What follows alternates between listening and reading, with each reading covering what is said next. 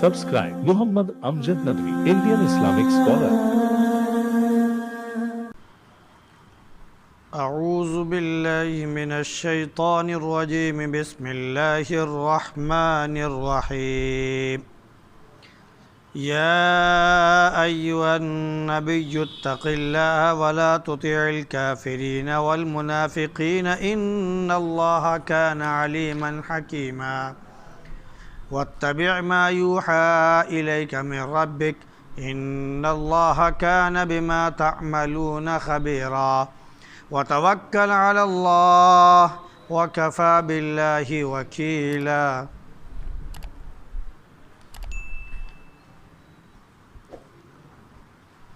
یا ایھا النبی اتق اللہ، اے نبی اللہ سے ڈریے اور کافروں اور منافقوں کا کہا نہ مانیے۔ یقیناً اللہ رب العزت جاننے والا اور حکمت والا ہے، اور اس چیز کی پیروی کیجیے جو آپ کے رب کی طرف سے آپ کی طرف وحی کی جا رہی ہے۔ یقیناً اللہ ان تمام چیزوں سے باخبر ہے جو تم کرتے ہو، اور اللہ پر بھروسہ رکھیے، اور اللہ ہی کام بنانے والا ہے اور وہی کافی ہے۔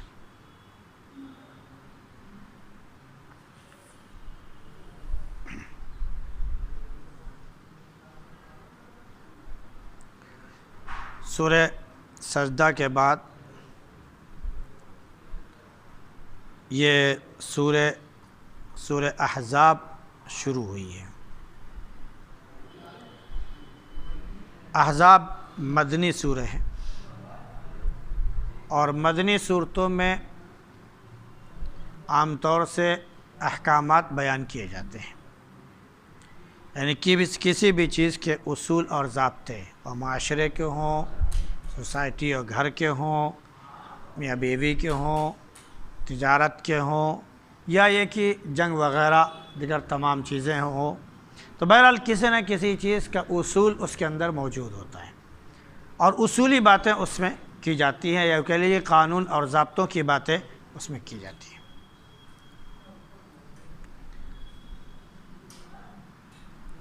اس سورہ کا نام سورہ احزاب ہے۔ حزب کے معنی آتے ہیں پارٹی کے اور جماعت کے، گروہ کے، اسی کی جمع احزاب ہے، یعنی بہت سی جماعتیں، بہت سے گروہ۔ ایک موقع پر مکے والوں نے مدینے پر چڑھائی کی، اور ان کی تعداد 10,000 کے اوپر تھی، اور اللہ کے نبی صلی اللہ علیہ وسلم کو معلوم ہوا تو آپ نے صحابہ سے مشورہ کیا، تو اس میں حضرت سلمان فارسی رضی اللہ عنہ انہوں نے مشورہ دیا کہ اللہ کے نبی، ہم لوگوں کے ہاں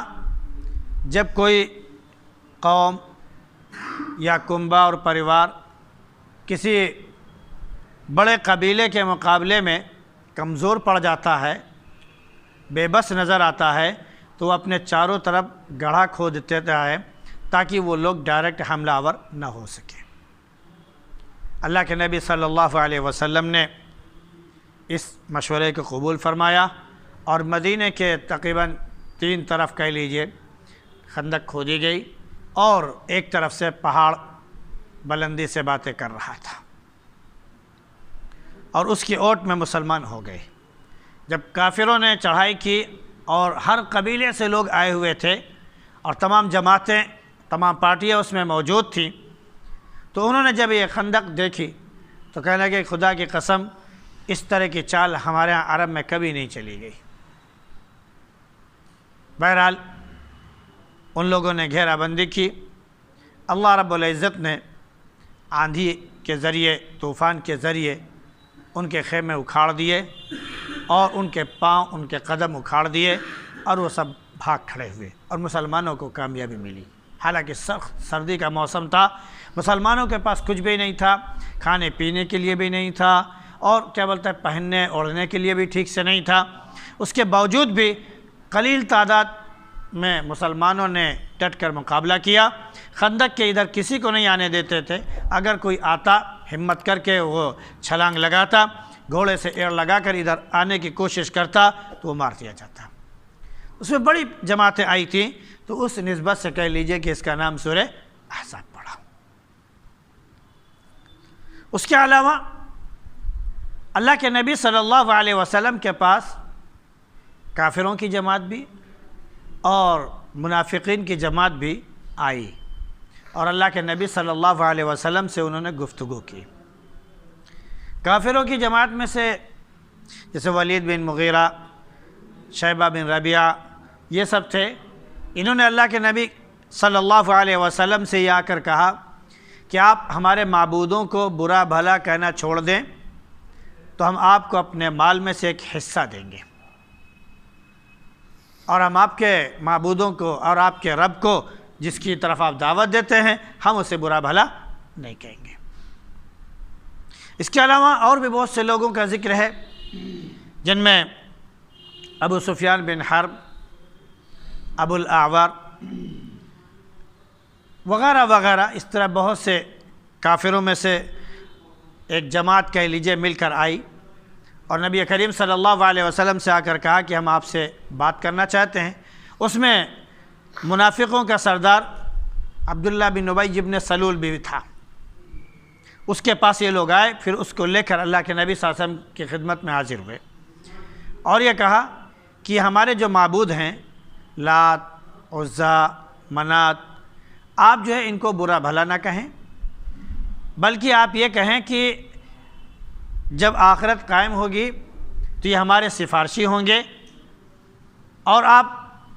یہ بتا دیں لوگوں کو تاکہ وہ ان بتوں کی عبادت کرتے رہیں، تو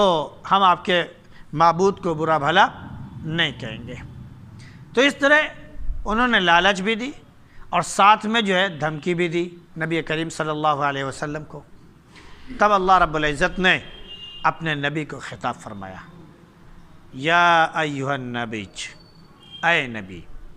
نام لے کر نہیں خطاب کیا بلکہ نبی کہہ کر خطاب کیا کہ اے نبی اتق اللہ، اللہ سے ڈریے۔ یعنی آپ کو یہ ڈرا رہے ہیں یا آپ کو دھمکا رہے ہیں، اپنے معبودوں کی دھمکی دے رہے ہیں اور آپ کے اوپر زور زبردستی کرنے کی دھمکی دے رہے ہیں وغیرہ وغیرہ، یا یہ کہ آپ کو مال و زر کے ذریعے لالی پاپ دے رہے ہیں کہ آپ ایسا کر دیجئے تو ہم آپ کو مال میں سے اتنا حصہ دیں گے، آپ اس کی بالکل پرواہ مت کیجیے۔ نبی کا یہ شیوا،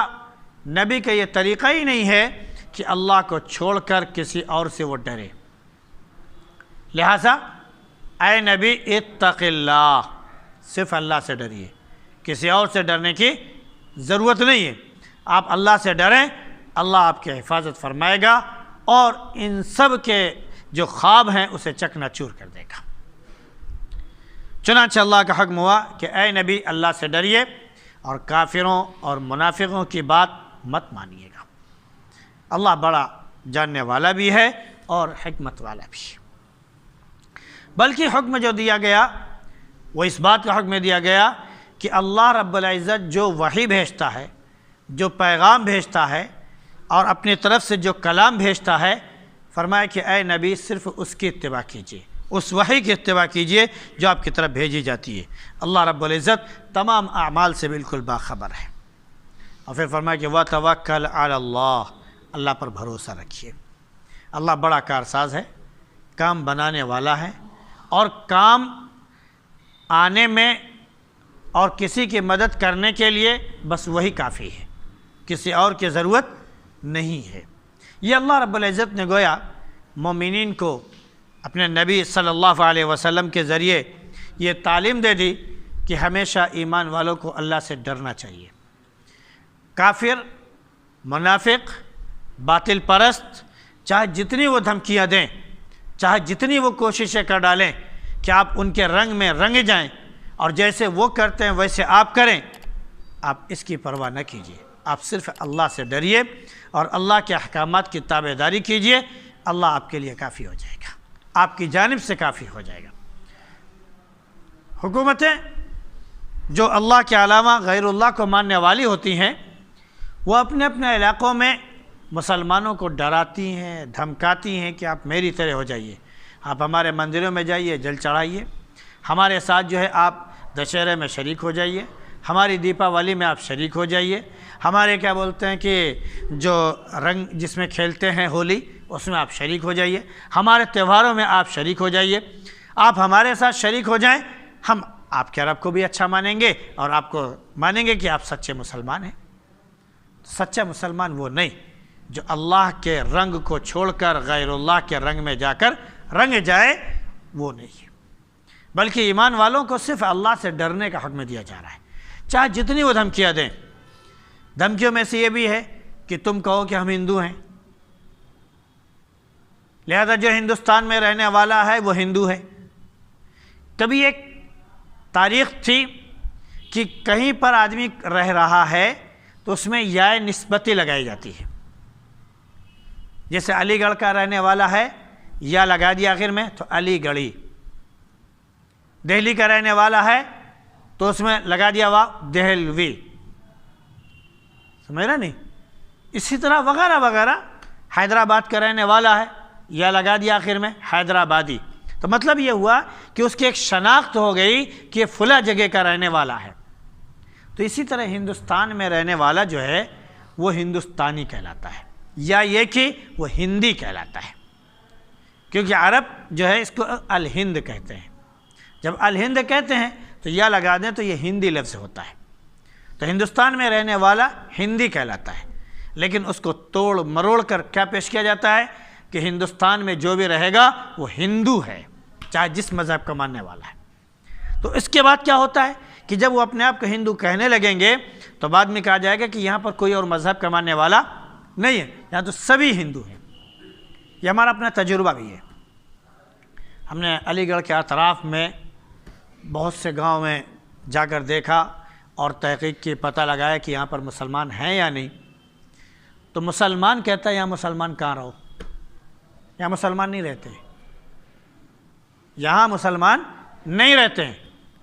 ارے بھائی کوئی تو ہوگا، نہیں نہیں نہیں، یہاں کوئی نہیں رہتا ہے۔ ایک گاؤں میں گئے، بھائی یہاں پر مسلمان ہیں، یہاں کوئی مسجد وسجد ہے؟ یہاں کہاں مسجد وسجد ہو، یہاں کوئی مسجد وسجد نہیں ہے، یہاں مسلمان نہیں رہتے۔ ارے بھائی کوئی بھی کسی بھی کاسٹ کا ہو، نیچے کاسٹ کا ہو، ہاں اچھا اچھا اچھا، وہ فقیر ذات کے اور وہ فلاں ذات کے اور فلاں ذات کے ایک گھر ہے، وہ جا کے آپ دیکھ لو شاید ایک گھر ہے وہ،